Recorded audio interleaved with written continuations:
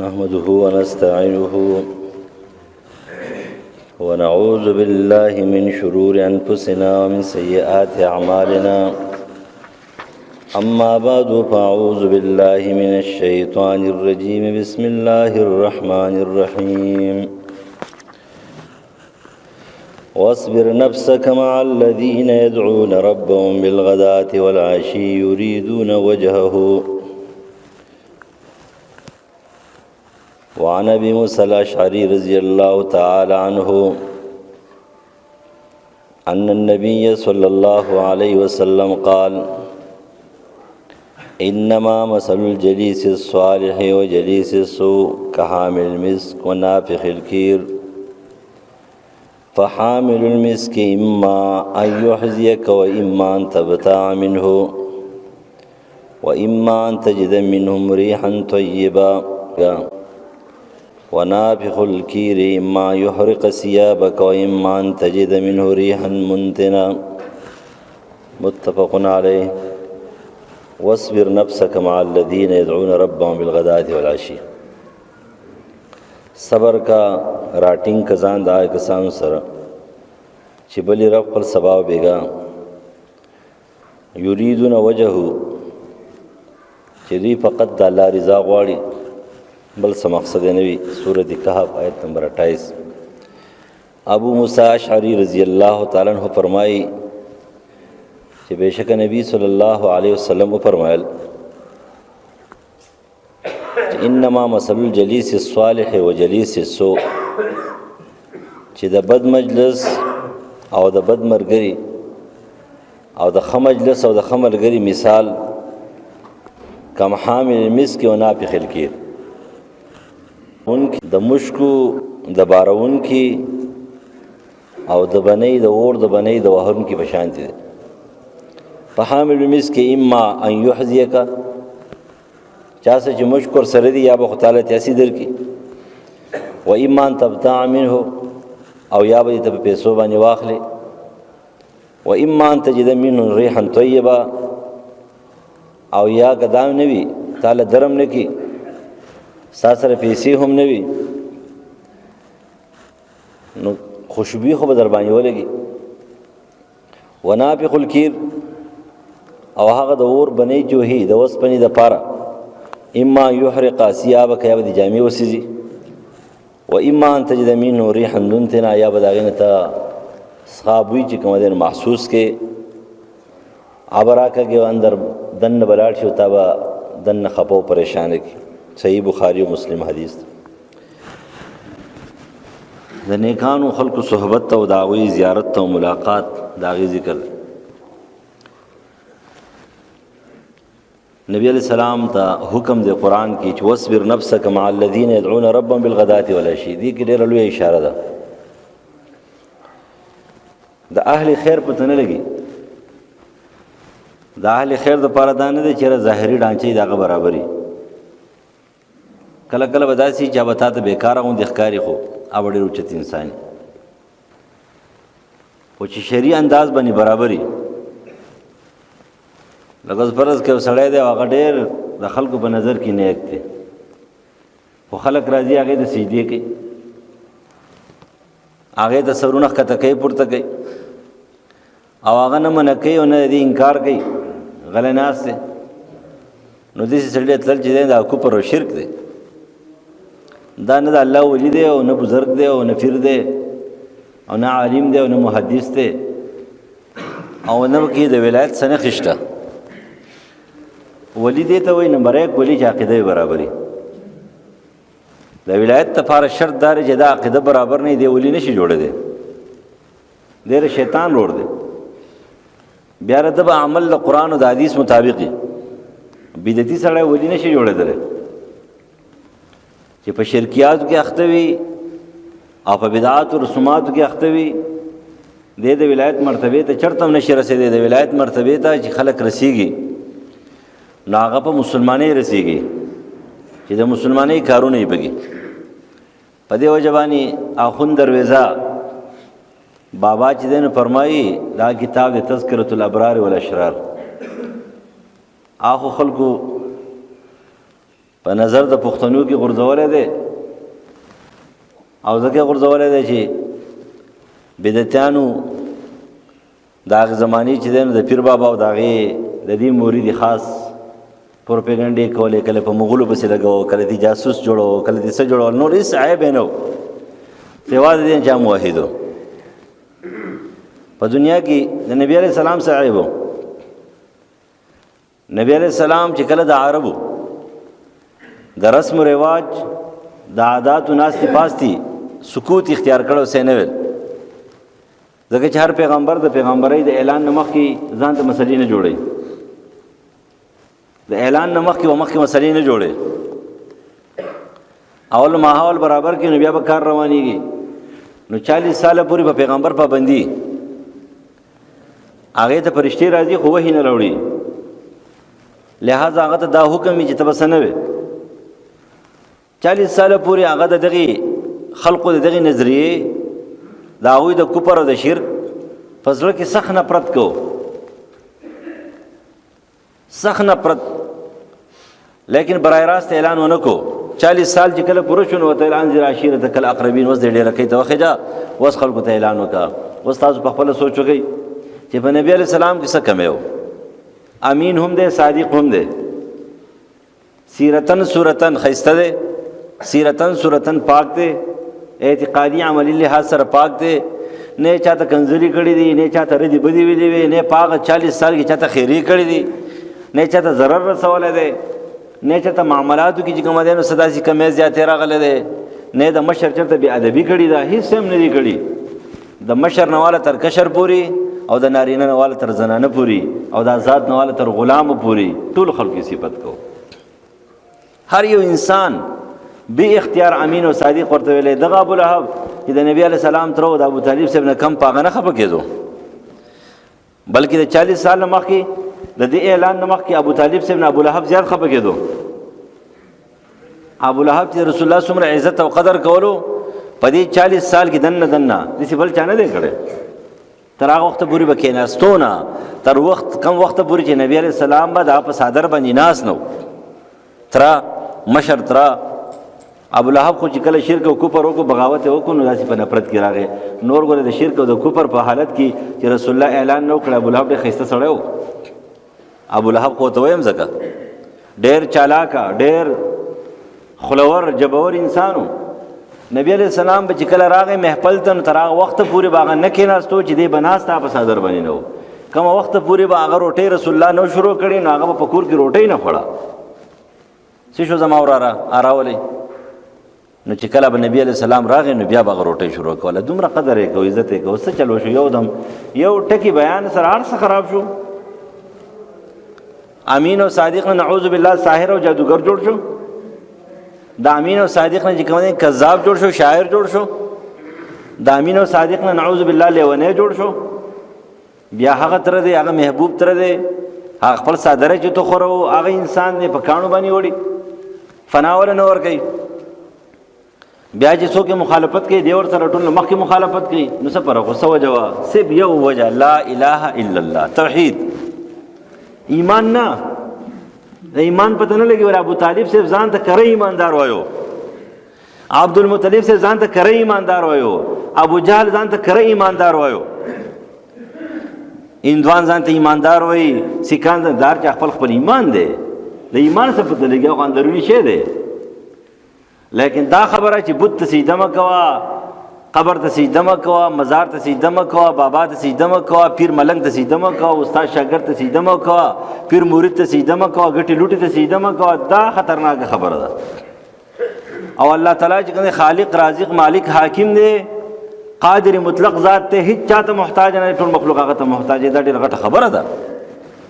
او دا خبره چې کله ورته وکړې توحید وایي، الله یو دی، بس توحید. نو چې لا اله الا الله دا توحید خبره وه، دا یې ورته کله وکړه، نو هغه ابولهب خلاف شو. دغه شان دي ګوره اخوندرویزه بابا و چې ته خطا نه شي.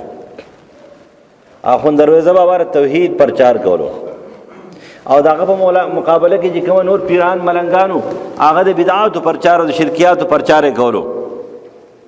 رکاوټو څوک د هندوانو په ډله و، څوک د سیکانو په ډله و، څوک د روسیانو په ډله و. هغه خلکو چې کوم دی کار پښتون پجامه کې وو که پنجابي پجامه کې وو که په هر جامه کې وو، خو لیکن هغه د موحد خلاف وو، ځکه د اخوند درویزه خلاف وو. نو اخوند درویزه بابا په تذکرة الابرار والاشرار کې وایي پیر شدن کاری آسان است، زبرګ جوړېدل ډېر آسان کار دی، پیر جوړېدل ډېر آسان کار دی، مسلمان شدن کاری ګران است.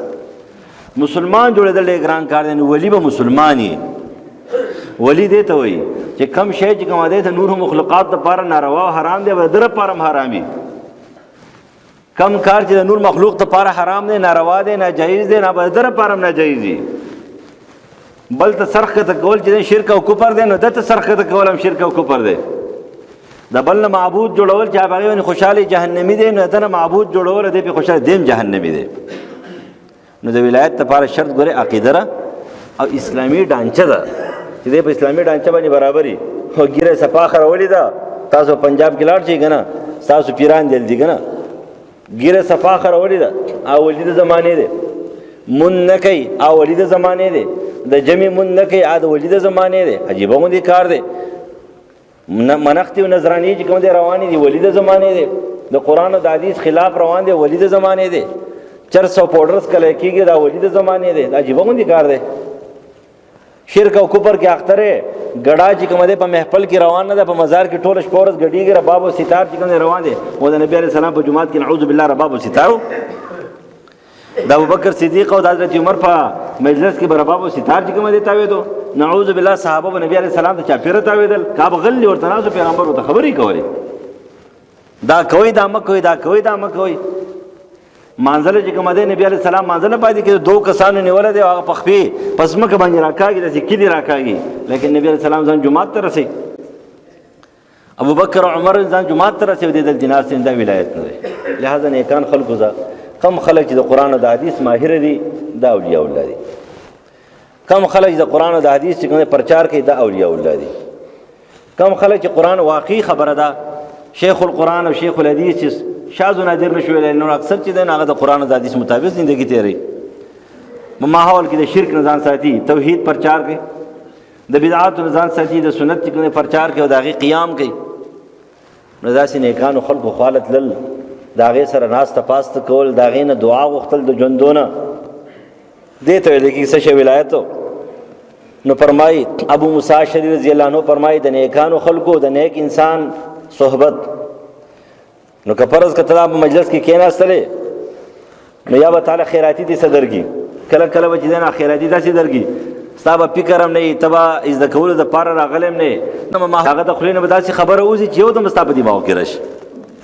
کله به ته په دې مقصد راغلی چې زه دې څه حاصل کړمه، توجه به یې ستا په توجه باندې به ته ناست یې، ستا به دې خبره حاصله کړې، دا به ته په پیسو باندې واخلې. او کله به ته شاید سامع یې، نو د خیر او د برکت نه محروم نه. دا یو خبره ده چې د جمعې په ورځ باندې ډېر به چې کومه دی اړقېږي راړقېږي نه او ډېرې خبرې به نه کوې، چوپ چاپ په ناست نو بیا به تا سره دې پیدا میلاویږي. دا یو خبره ده. نو یا به تا سره خیراتي پیدا میلاو شي، هغه برکات په نازل شي، ته به نه غواړې، ستا سوچ هم نشته، فکر هم نشته، تا ته میلاویږي. لیکن بل طرف ته هغه مجلس او هغه مجلسي چې هغه د شرک او د کفر او د فسق و فجور او د منافقت او د بدعات او رسوماتو نه ډک دی، د هغې انسان خوا ته په هغه مجلس کې چې کښېنې نو په هغه مجلس کې ستا دپاره دا دي چې که ته اخلې او که نه اخلې، لیکن ستا جامې به سوځي، ستا جامې به سوځي. او که ته په زړه کې پریشانه کېږې په یوه خبره نیمه باندې، نو هم به په تا باندې چې کومه دی د هغې ګرد لګي، ته بچ کېدی نه شي، تا ته تکلیف و سزا میلاویږي. په کم مجلس کې د قرآن او د حدیث مخالفت کېږي، په کم مجلس کې د اولیاء الله او د نیکانو صالحانو د حق پرستو د موحدو مخالفت کېږي، هغې مجلس کې ناسته پاسته جامې سېځل دي، خپل ځان سېځل دي، خپل ځان بربادول دي، د دې نه به ځان څه کې ځان به ساتي. لہذا د ولایت درجې چې دی نه د دې حصول لپاره دا دي چې ته به د ضعیفانو د کمزورو ملاقات کې، بیمار پرسی به کې، د نیکانو صالحانو مجلس کې به کېنې، دا به شرط. حضرت ابو هریرہ رضی اللہ عنہ فرمائی، صحیح امام ترمذی نقل کئی کہ رسول اللہ فرمائی من عاد مریضا او زار اخا له فی اللہ ناداه مناد بان طبت وطاب ممشاک وتبوأت من الجنة منزلا. نبی علیہ السلام فرمایي چې کله یو سړی د بیمار تپوس ته ځي یا د یو ورور ملاقات کې لله فی الله، نو یو فرشته اعلان کوونکی اعلان کوي چې بأن طبت وطاب ممشاک، بأن طبت انت رجل طیب مبارک، ته ډېر پاکیزه او ډېر بهترین انسان یې د برکت نه ډک، وطاب ممشاک او ستا دا ملاقات او دا تګ د دې اجر چې ډېر اوچت دی، واجرک عظیم عند الله بممشاک، ستا پر تک باندې الله تعالی تا ته ډېر لوی اجر درکوي، وتبوأت من الجنة منزلا، او تا په جنت کې ځان له یو لوی مرتبه تیار کړ، له یو محل دې ځان ته تیار د بیمار پرسې خو دا یو خبره آداب دي، و د بیمار ته پوسته چې دې درې ورځې پس پځې آداب پکې زده کوي.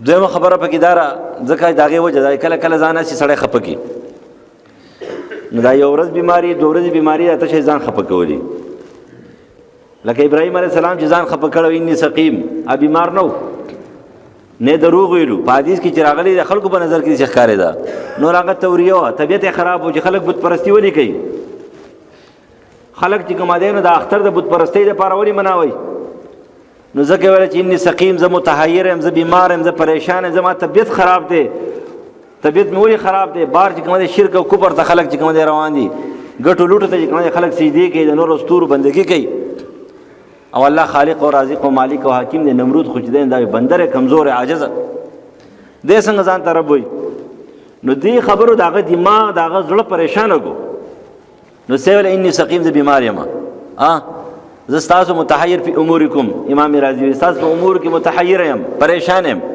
او دا دروغ نه دی او د خلکو په نظر کې داسې و، ځکه حدیثو د دروغ ویل. نور هغه سړي متحیره دا کېږي، یو دم سړی بیماري کې تاسو کتلی که نه لرې مزه دا موبایل نه دی، دا موبایل دی ستا مخې ته پروت دی، ښه خوشحاله ښه برابر ناست دی، خو ناګهانې پې یو رینګ راشي، یو سړی د هغه موبایل نمبر پې راشي، مړه داسې مردار په دې ټایم کې راغی، بس یو دم سړي طبیعت خفه شي، دقې ته بیماري وایي انی سقیم، زما طبیعت سره دا خراب دی، دا پریشانه دی، دا د چا د لاسه، دا د دې بت پرستو د لاسه، د دې شرک او د کفر چې کوم پرچار کوي دا د دې د لاسه چې زما طبیعت سره خراب دی. نو کله کله اسی سړی ځان بیمار کړي نو ورته وایي چې درې ورځو پورې صبر کوه، کیدای شي چې په کور کې خپوي، ښځه له خاوند نه خپوي، خاوند د ښځې نه خپوي، د ورور نه خپوي، د تره نه خپوي، پیسې ورسره نه وي، جبې خالي، بل څه مسله وي، هغې ټینشن راغستی، بیمار نه وي، خپلو غمونو راغستی، نو ته لږ صبر وکړه چې درې ورځې تېرې شي، نو بیا به وګورې چې درې ورځې پس هم دی پروت، نو دا معلومه شي دا بیمار دی. بیا چې کله بیمار پرسۍ ته لاړ شي نو هلته به ډډه ولګي او ستا بس فروټ به خورې او چاړه به در سره او ګپونه به لګې، دا ګورې ډېر غلط کار دی. که څوک دا میلمه په ځای کې دا خوراکونه چاته ږدي نو دا کور والا هم جرم کوي، او چې کوم خلک کیني او دا ورته ناست دي دا هم جرم کوي. نبی علیه السلام فرمایي چې د مریض سره به په واقع الناقه اوښه چې ولشلی کېږي او دا لاس ورته سړی تازه کوي، په دې کې 3-4 منټه لګي، 3-4-5 منټه نه زیات چې کومه دی نو دا وخت به نه تېرې، وربشي که فرض که نارینه دی دا په سر باندې به لاس کېدی او هغه ته وایي چې انشاءالله ته به ښې طهورون، ته خو ټیک ټاک یې روغ موټې، که الله وغواړي الحمدلله روغ موټې، داسې ورته وایي هلته داسې نه چې ته ورشې او ته خو مړ کېږې، ته خو غرق شوې، ته خو دا یې، ته خو دا مخ دې څه کوې او دا پلانکې څه کوې، نه الحمدلله ته خو روغ یې، ته خو ښه یې، ته خو برابر یې، بس هلته کښېنه او چې کله دعا کې نو ته خو دې مریض ته دعا کې، خو دې مریض ته وایه چې تا ته دعا وکړي، چې کله مریض یې که نه دا مظلومي، او چې کله مریض یې دا په امتحان کې، او چې کله دې په امتحان کې د دعا نو ته به ورته وایې چې یاره دا هم اوس ولي د زمانې، ځکه چې دې کله بیمار شي شازو نازر نه شو ویلی، نورو اکثریت داسې چې یاره په سلو کې زه یم چې 10 اتیا نه بره دا خلک چې کومه دی نو څه نه څه زړه کې درد دي، تکلیف یاره بس بیماری ده، عبادت نشو کولی، دا نشو کولی، زړه کې ورسره یو ارماني، نو چې کله ارمان راغی نو د ګناهونو نه توبه وایسته، نو ته ورته وایي چې ما ته دعا وکړه، ته هم ورته دعا وکړه، لیکن هغه ته وایي چې ما ته دعا وکړه. لہذا دا د دې ولایت درجه ده، د ده خواله تلل چې کومه دی دا ډېر لویه خبره ده. د دې وجې نه ابو هریره رضی الله عنه فرمایي چې کله یو سړی روان شي رسول الله فرمایي په یو بل کلي کې یو ورور دی مسلمان دی او د هغې تپوس له روان دی، نو په ارصد الله تعالی علی مدرجة ملکه، په دې لاره کې ورته یو فرشته ولاړی، کله یې دې راورسېږي ورته یې چېرته روانې، په زباني حال دې ته ویل کېږي، په زباني حال ورته وایي، داسې ورته مخامخ نه وایي، هسې ورته وایي په زباني حال چېرته روانې، اين تريد؟ نو دې د در زړه راز چې کوم دی هغه بیانې فرشته چې دی وای اريد اخ لي في هذا القريه، په دې کلی کې زما یو ورور دی د هغې ملاقات لزما، ورته وایي چې هل لك عليه من نعمة تربها عليه، پتا باندې یو احسان کړی تر هغې شکریه ادا کول راغلی؟ وایي چې لا نه دې لپاره خو نه یم راغلی، بلکې انی احببت فی الله تعالی، د الله په حکم باندې عمل کوم، صله رحمي پالم، د الله په حکم باندې عمل کوم، د پیغمبر په حکم باندې عمل کوم، بیمار پرسی کوم، تپوس کوم، لله فی الله، د الله د مینې په وجه باندې. قال فإني رسول الله الیک، زه د الله د طرفه یو استازی یم تا ته، بأن الله قد احبک، الله تا سره مینه کوي، کما احببت فيه، لکه څرنګه ته د الله دپاره مینه کوي. اصل خبر هم دا چې هر کار د الله دپاره، الحب فی الله والبغض فی الله، مینه د الله دپاره، بغض د الله دپاره، اعطا ورکړه د الله دپاره، منع د الله دپاره، دا ټولې خبرې د الله دپاره چې کله شي لله لله لله بس کار به وشي. د ټول نه مخکې په هره خبره کې الله ته ګورې، دا کار کومه چاته رسیږي، دا کار کومه چاته رسیږي، دا کار کومه چاته رسیږي، د دې کار چې کوم دی نو هغه فایده او تاوان، د دې خوشحالي او پریشانی کم طرف ته رسیږي. نو چې کله هر کار کې للهیت وي، بس دغه انسان چې کوم دی نو دې نه به ولایت درجې ته دا به رسیږي. وعن ابي سعيد الخدري رضي الله عنه عن النبي صلى الله عليه وسلم قال لا تصاحب الا مؤمنا ولا ياكل طعامك الا تقي. وتا ته وایي چې ګوره یاد ساته اولیاء الله خو لزی، نو بیا تا ته وایي چې دغه خلکو سره مینه کوه، کم خلک د الله خوښ دي، د الله هغه سړی خوښ دی، دغه ظاهري ډانچه د اسلام برابري، اندرون نه مونږ نه یو خبر، د اندرون نه مونږ نه یو خبر، لیکن د بیرون ډانچه چې کوم دی د مسلمانۍ برابر ده. ظاهر کې مسلمان دی، ظاهر کې ټیک دی، اوس پاتې شو دننه، د دننه الله خبر دی، شرع ظاهر ته ګوري، مونږ ته ظاهر حکم دی، مونږ په ظاهر باندې ځو، باطن دپاره مونږ ته چې دی نو څه حکم نشته دی، د چا رازونه به لټو نه، بلکې زموږ ظاهر کې وکړه دا سړی روغ دی روغ دی، سړی ټیک دی ټیک دی، د اسلام د ډانچې مطابق زندگی تیری، بس دا د الله ولی دی، زما په علم کې زما د نظر مطابق د الله، زما په نظر کې دی ولی الله دی انشاءالله، وړاندې الله پوه شه، کار یې پوه شه. نو لا تصاحب الا مؤمنا، مرګستیا مه کوه مګر د مؤمن سره، د مسلمان سره چې عقیده ټیک وي، ظاهره برابري. ولا یاکل طعامک الا تقی، او ستا خوراک تی پرهیزګار وخوري، ستا خوراک تی پرهیزګار وخوري، مطلب دا دی چې خرچه کین په پرهیزګار باندې کو. او دا غي وجه دار چې رسول الله فرمایي المرء مع من احب، صحیح بخاری او مسلم حدیث ته ابو موسی اشعری رضی الله عنه چې قیامت کې به سړی دا چا سره مینه، دنیا کې د چا سره مینه ده، خپل چاپیر چل چې کوم دی دا قتل پکار دی، چې مینه د چا سره کې، مینه د هغه خلکو سره کې چې د الله دشمنان دي، او کمینه د هغه خلکو سره کې چې هغه د الله دوستان دي، مرګسیا دي، مجلس دي، رائے دي، تعلق دي، نظریه دي، د چا سره ده، د کمی خلکو سره ده. اوس یو سړی دا په ظاهر باندې بالکل برباد دی، د قرآن او د حدیث نه بغاوت کړی دی، او ته وایې چې نه نه جي نکتې ورته راوباسي، هیلې حوالې ورته راوباسي، نو بیا دغه مسلماني چې دا پالتو مسلماني ده. لہذا چې څوک د چا سره ملګری دی دلته مینه ورسره کوي، او مینه داره چې د چا نظریه خپله کړې ده، د چا عقیدې خپله کړې ده، د چا طریقه کار خپل کړی دی، د چا عمل خپل کړی دی، د چا قول او فعل پسې ورپسې دی، بس دقه من احب دی، دی به د قیامت په ورځ به د سره ملګری. ځکه به اعلان وشي چې چا د بوتانو د ګټو لوټو بندګي کوله نه هلتې لاړ شي، چا چې د انسانانو بندګي کوله نه په هغوی پسې لاړ شي، چا چې د اور بندګي کوله نه په هغوی پسې لاړ شي، بس اقا خلق پاتې شي، کم خلق چې تش خالص د الله بندګانو، هغه بندګان د الله اولیاء دي. وعن انس ان اعرابيا قال رسول الله صلى الله عليه وسلم متى الساعه؟ قال رسول الله صلى الله عليه وسلم ما اعددت لها؟ قال حب الله ورسول، قال انت مع من احببت. یو باندې چراغ نبی علیہ السلام ته، صحیح بخاری او مسلم دا حدیث نقل کړل، ورته دا الله رسول قیامت به کلی، متى الساعه؟ نو رسول الله ته فرمایي په قیامت څخه کې تا ورسه تیاری کړل، دا قیامت ته پوس کې خستا سره سری، قیامت خستا قیامت دی، من مات فقط قامت قیامت، وې سره مرشي قیامت قائم شو. اوس غړ قیامت په کله راځي، باغې سکے تاسو کړي ست تیاری دي کړي دا. قال رسول ما عادت لها، قیامت ته پار سزي سره تیاری دي کړي دا کنه. قال حب الله ورسول، دا الله او د رسول سره مینه ده، دا می کړي ده. واقعي داسې مینه ده د الله او د رسول سره دې مینه ده. ګوره یو د شاعرانو مینه ده، یو د نعتخوانانو مینه ده، یو حقیقي مینه ده. حقیقي مینه دا رای د الله حکم منی او د نبی علیہ السلام طریقه خپلې دي ته حقیقي مینه وي. بیا د نبی علیہ السلام د الله نوم د رسول نوم در باندې خلګي، د الله او د رسول خبره در باندې خلګي، د الله او د رسول د خبرې مطابق عقیده جوړول در باندې خلګي، د الله او د رسول د خبرې مطابق قانون جوړول، عمل جوړول، سنت جوړول، طریقه جوړول در باندې خلګي. دې ته ویل کېږي. او که فرض کته وي چې لکه حب الله دې ته وي چې بس شاعري مینا، شاعرانو مینه پرې دا شاذ نادر چې په 1,00,000 شاعرانو کې 2-3 15 شاعران مده سوي چې به حقیقي شاعران وي. نور غټ شعر څه ته ویل کېږي؟ غټ شعر. د شعر په باره کې راځي چې من اکذبو، څوک چې ډېر دروغجن وي داغه شعر د ټول نه اوچتي، چې ډېر دروغجن وي. دا د عربی او د فلسفو او د حکماو چې کوم دي تعریف دی چې څوک په شعرونو کې دروغ ډېر وي، خیالیات او وهمیات او کذبات چې کوم ذکر کوي، دې د غټ شاعر وي. د شعر خبره نه ده. و د پیغمبر په شان کې چې ویلي دا وټیک خبرې کې دروغ خو به نه وي. خو لیکن د شاعرانو مینه چې دی نو هغه ډېر کم شاعران داسې وي چې واقعي د الله او د رسول په مینه کې ډېر کم وي.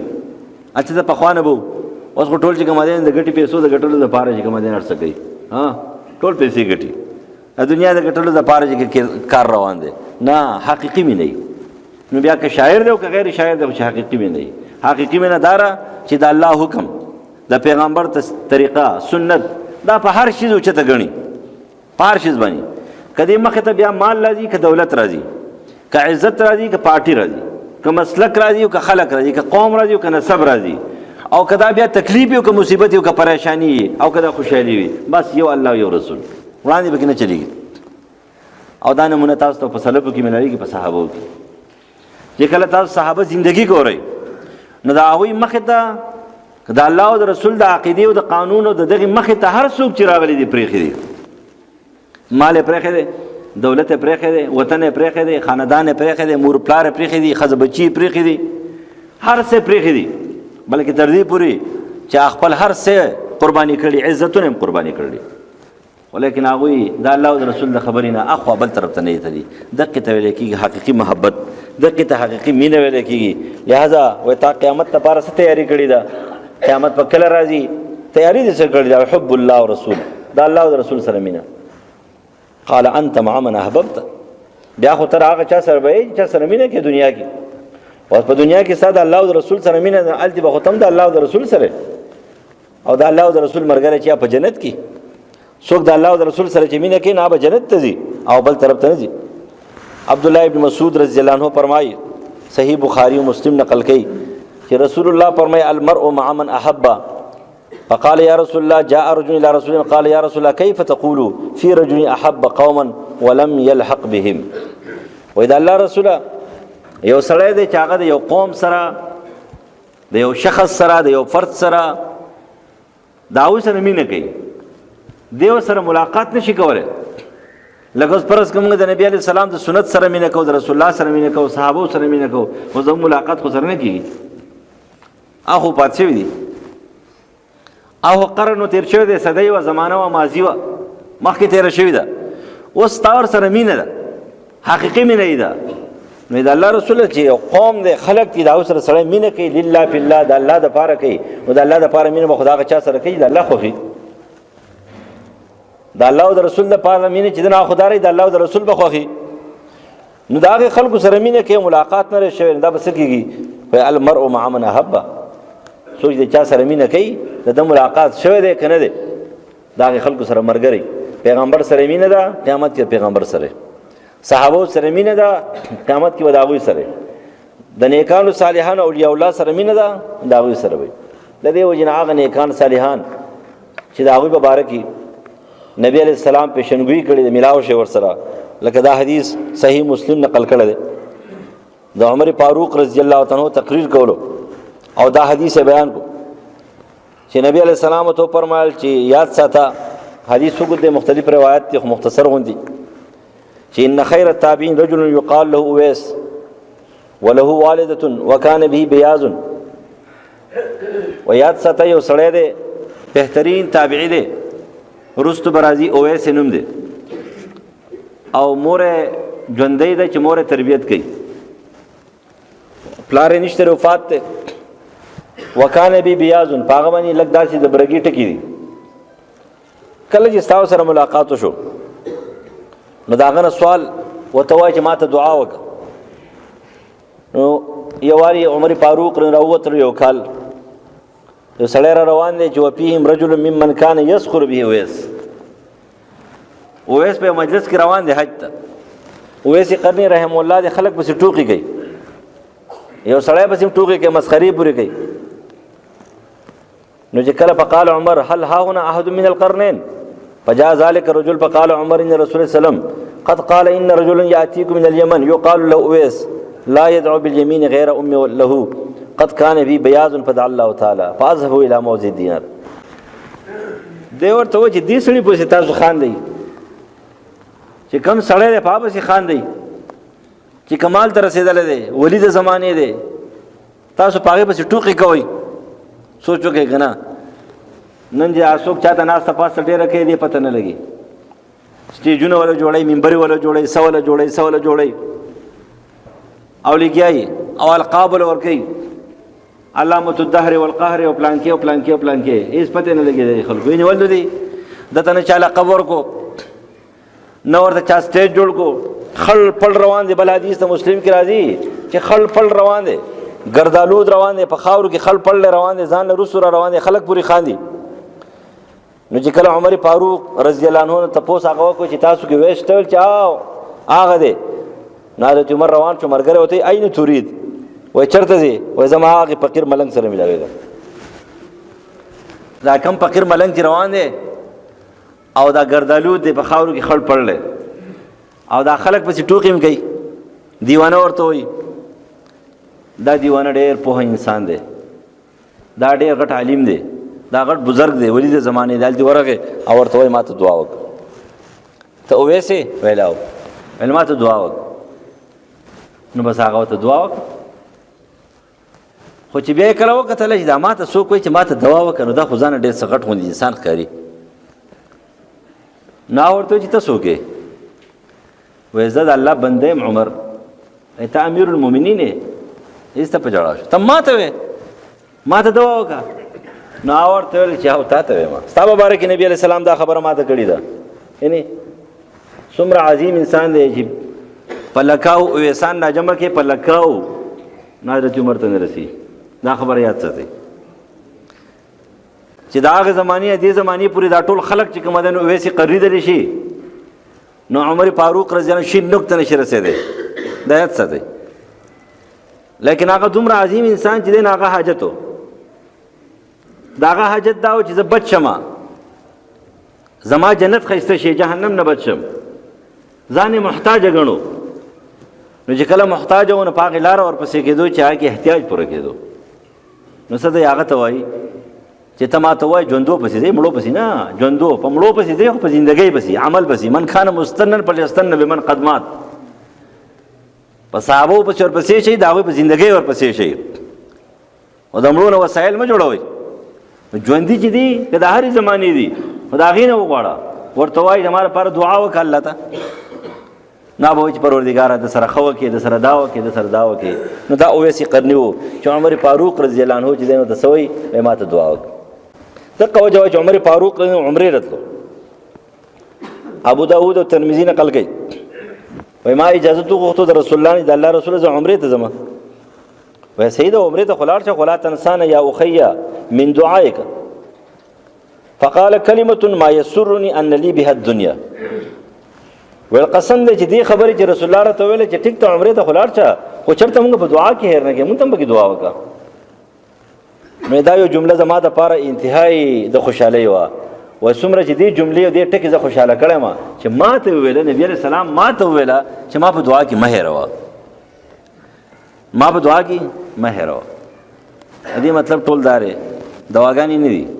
د دې مطلب دا دی د نیکانو صالحانو صحبت پکار دی، د قرآن او د حدیث ته پرچار کوونکو صحبت پکار دی، د بهترین داعیانو چې کوي دا صحبت پکار دی، پاغي نیکو مجلسونو کې د هر چا دی خو چې نیکان دي او د قرآن او د حدیث پرچار کوي، د شرک او د کفر او د بدعات او رسوماتو پرچار نه کوي، پاغي مجلس کې ناسته پکار ده.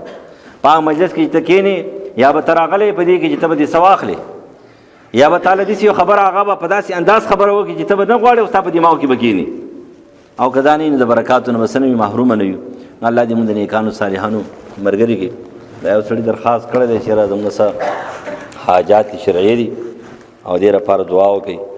نور څه کسانو هم کړي دي، دا دعا ضروري نه ده په دې منبر باندې، خو کله کله دوی وغواړي نو دعا ورته وکړئ پروردګاره څه حاجات شرعي دي، څه پریشانیانې دي دا حل کړي. پروردګاره رحم کرم پې وکړي، په موږ باندې وکړي. څومره مریضان دي شفای کامله عاجله ول ورکړي، څوک په څه مصیبتونو غمونو پریشانیو کې دي، یا الله هغه مصیبتونه غمونه پریشانۍ ختمې کړي، دلته دي که بهر دي، الہ العالمین موږ معاف کړي، قبر د عذاب جهنم د عذاب نه بچ کړي. الہ العالمین چالواد نشه نیکان صالحان لور کړي. پروردګار زمونږ کشران په نیغه لار باندې روان کړي. پروردګار د حرمینو حفاظت وکړي، د مظلوم مسلمانانو امداد او تعاون وکړي، زمونږ د دې وطن حفاظت وکړي. پروردګار ته محافظ او ناصر شي. کم خلک د دې حفاظت کوي، پروردګار ته هغې محافظ شي. کم خلک دې د ورانولو کوشش کوي، دې دشمنان دي بهر دننه دي تباه او برباد کړي. الہ العالمین د اسلام محافظ شي، د مدارسو مساجدو مراکزو محافظ شي.